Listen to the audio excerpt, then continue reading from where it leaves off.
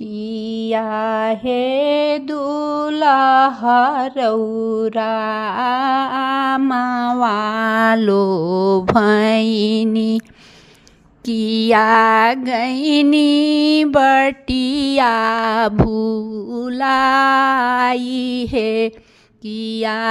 गैनी बटिया भूलाई है नाही दुल्हनिया हे आमावालो भैनी नहीं गैनी बटिया भूलाई है अरे बाबा के बगिया बोले ले कोई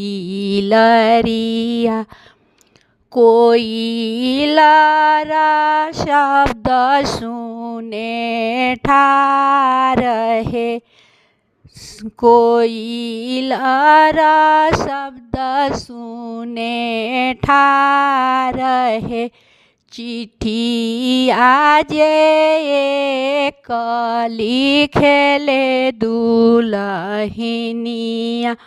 देई घालू कोई लड़के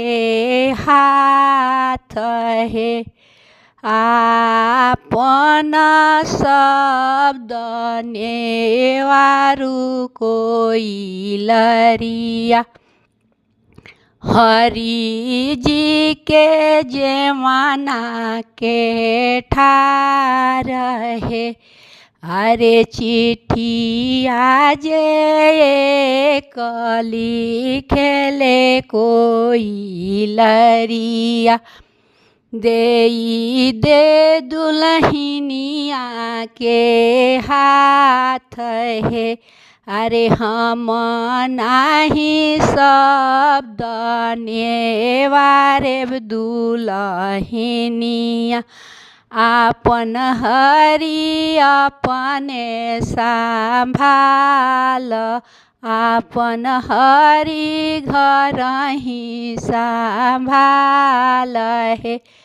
पापा के बगिया बोले ले कोई लरिया कोई लारा शब्द सुने खा